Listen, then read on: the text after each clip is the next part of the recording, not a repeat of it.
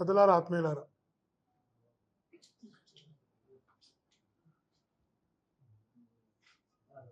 నిన్న మొన్న మాజీ మంత్రివర్యులు బాలినేని వాసన్న మాట్లాడుతూ నిజంగా కూడా ఒక అబద్ధాన్ని ఒక స్వార్థ ప్రయోజనం కోసం తన మాట్లాడిన తీరు ఖచ్చితంగా ప్రజలు హర్షించరు. తన మంత్రిగా ఉన్నప్పుడు జరిగినటువంటిదంతా కూడా తనకు చక్కగా తెలుసు ఏం జరిగిందని. ఎంత గొప్పగా తన మంత్రిగా ఉన్నప్పుడు రాష్ట్రానికి మేలు జరిగిందంటే విద్యుత్ చరిత్రలోనే ఒక చారిత్రకమైన ఒప్పందం జరిగింది. అది కూడా సెకీతో విద్యుత్ కొనుగోలు ఒప్పందం ఒక విద్యుత్ చరిత్రలో చారిత్రకమైన ఒప్పందం. సంవత్సరానికి 3,700 కోట్ల రూపాయల ఆదాయం ఇస్తూ 25 ఏళ్లకు 1,00,000 కోటి రాష్ట్రానికి ఆదాయం వచ్చేలాగా జరిగినటువంటి ఒప్పందం.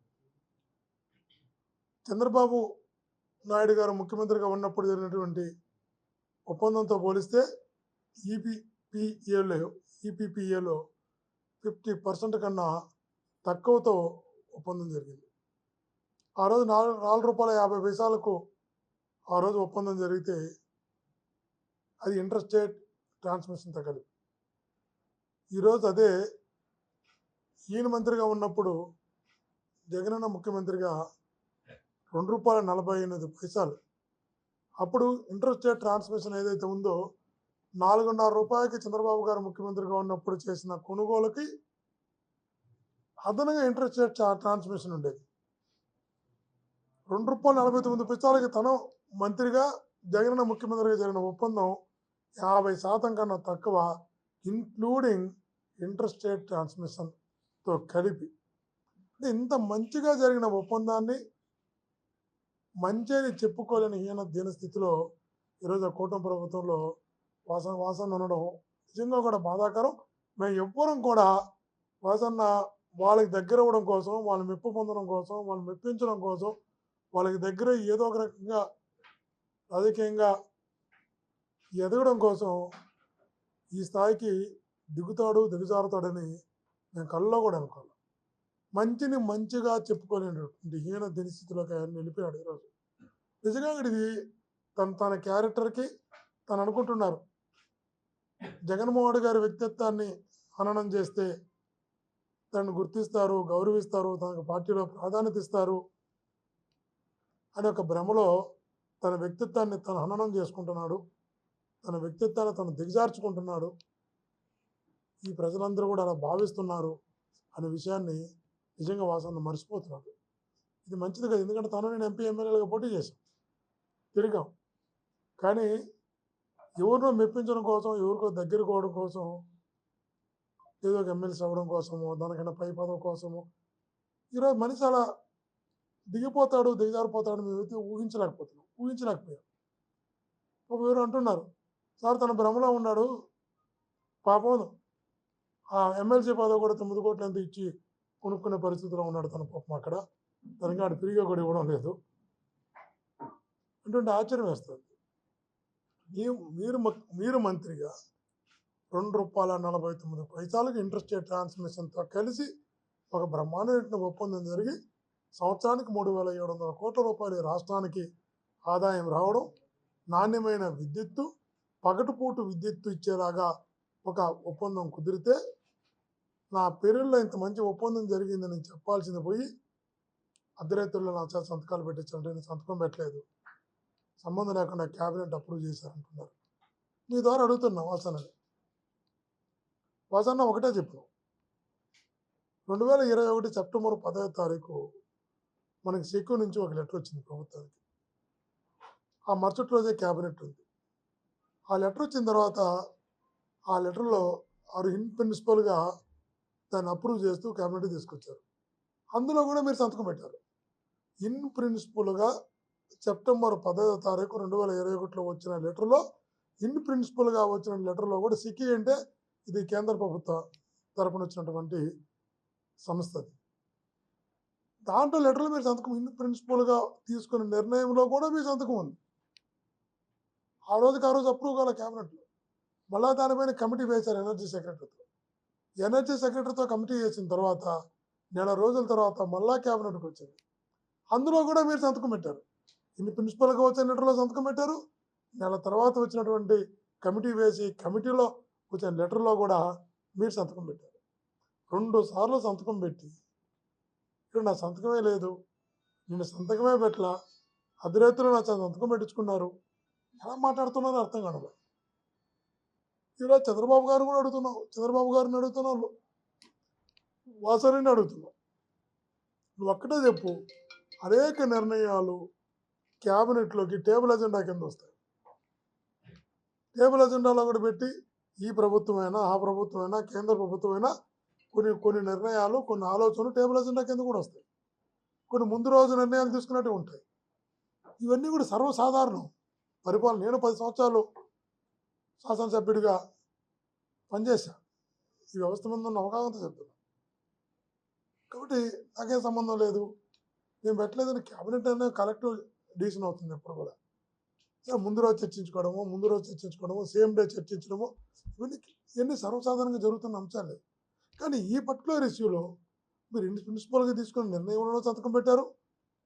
ఒక్క నెల తర్వాత పెట్టిన క్యాబినెట్ దాంట్లో కూడా మీ సంతకం పెట్టారు. కానీ నాకు తెలియకుండా జరిగిందని చెప్పి ఇట్లాంటి సందర్భంలో కావాలని నువ్వు ఏ కుటుంబం వల్ల అయితే పైకి వచ్చావో, ఏ కుటుంబం అయితే నేను పైకి తీసుకురావడానికి బ్యాక్ బోన్గా నిలిచిందో ఆ కుటుంబాన్ని ఇబ్బంది పెట్టడానికి, వ్యక్తిత్వాన్ని హననం చేయడానికి ప్రయత్నం చేయడం అన్నది నాకు తెలిసి మీ క్యారెక్టర్ మీరు దిగజార్చుకుంటానన్న విషయాన్ని మటుకు ఆయన ముందు గుర్తుంచుకోవాలి. వాసన అంటున్నాడు స్వేచ్ఛ ఎక్కడుంది, నాకు స్వేచ్ఛ లేదు. ఒక్కటే మాట అడుగుతున్నావు వాసన. జగనన్న ప్రభుత్వంలో మీకున్న స్వేచ్ఛ నిజంగా కూడా చాలా తక్కువ మంది కూడా ఉంటుంది. ఇప్పుడు ఒకసారి ఆ రోజు ఈనాడు జ్యోతి పేపర్లు రాశారనుకుంటా, నాకు గుర్తున్న వరకు ఇతర పార్టీ నాయకులతో కలిసి స్పెషల్ ఫ్లైట్లో విదేశాలకు వెళ్ళారు. అంటే విదేశాలకి స్పెషల్ ఫ్లైట్లో ఇతర పార్టీలతో కలిసి వెళ్ళగలిగే అంత స్వేచ్ఛ కూటమి ప్రభుత్వం నీకు ఉంటుందా అని అడుగుతున్నా. అసలు స్పెషల్ ఫ్లైట్లో విదేశాలకు వెళ్ళడం కాదు, ఇతర పార్టీలతో మాట్లాడడానికి కూడా మీకు స్వేచ్ఛ ఉండదు. ఇక్కడ మీకు పోయిన తర్వాత అర్థమవుతుంది పుట్టిల్లు ఎంత గొప్పదో అని, ఎంత గొప్పగా చూసుకున్నదో, ఎంత స్వేచ్ఛ ఉన్నదో, ఎంత గౌరవంగా చూసుకున్నదో మీకు ఇప్పుడు కాదు, కాలం గడిచే కొందికి చాలా అర్థమవుతుంది. కాబట్టి వాసన ఒకటే చెప్తున్నాం, ఎవరినో సాటిస్ఫై చేసి ఏదో ఎదగాలని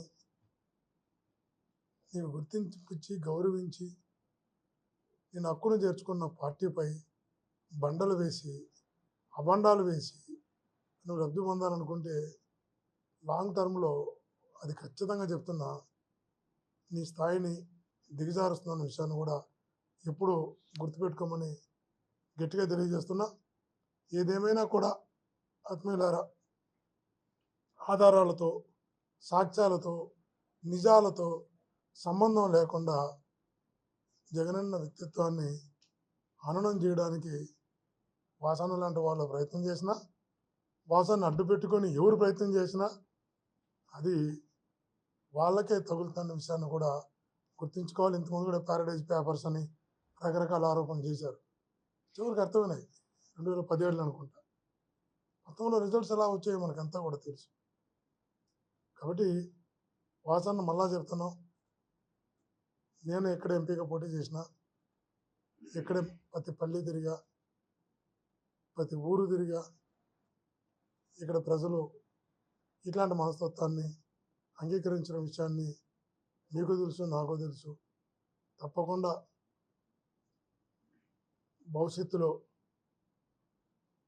జగనన్న వైపు ఎన్ని ఆరోపణలు చేసినా, ఎన్ని అభాండాలు వేసినా, ఎన్ని రకాలుగా ఎంతమంది కలిసి ఒక వ్యక్తిని ఎదుర్కోవడానికి ఎన్ని పార్టీలు కలుస్తున్నాయి, కుటుంబాన్ని కుటుంబాన్ని కూడా తిరుగుబాటు చేయిస్తున్నారు.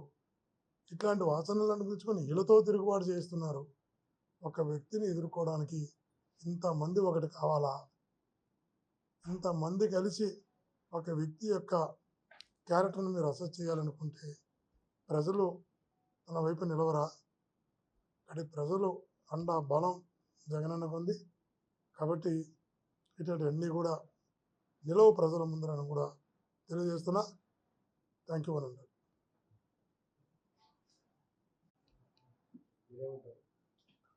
చంద్రబాబు గారు అపాయింట్మెంట్ వాసనకి ఇవ్వలేదండి. ఇంకా అదే ఇంకో అపాయింట్మెంట్ కోసం ఏమైనా మాట్లాడినాడు. చెప్పింది నిజమైతే అపాయింట్మెంట్ కోసం కూడా మాట్లాడే స్థాయికి వాసన అపాయింట్మెంట్ తీసుకోవడం కోసం కూడా విమర్శిస్తే అపాయింట్మెంట్ వస్తున్న పరిస్థితికి వాసన దిగజారిపోతాడని నేనైతే కల్లా కూడా అనుకోలే. మేమైతే ఒకటి చెప్తున్నాం మా కార్యకర్తలకు, ఇక్కడ మా నాయకులకు, నన్ను జగన్ ఇక్కడ పంపిన తర్వాత కష్టమైన నష్టమైన ప్రతి కార్యకర్తకు ప్రతి నాయకుడికి అండగా ఉంటాం. ఎన్ని రకాల మా కార్యకర్తలను ఇబ్బంది పెట్టాలనుకున్నా, మా నాయకుడిని ఇబ్బంది పెట్టాలనుకున్నా, వాళ్ళకి ఏ రకంగా మీరు దెబ్బ కొట్టే ప్రయత్నాలు చేసినా వాళ్ళందరికీ బ్యాక్బోన్గా అండగా గట్టిగా నిలబడతాం. ఒంగోలుకి సంబంధించి ప్రతి నాయకునికి ప్రతి కార్యకర్తకి గట్టిగా అండగా నిలుస్తామని తెలియజేసుకుంటాం.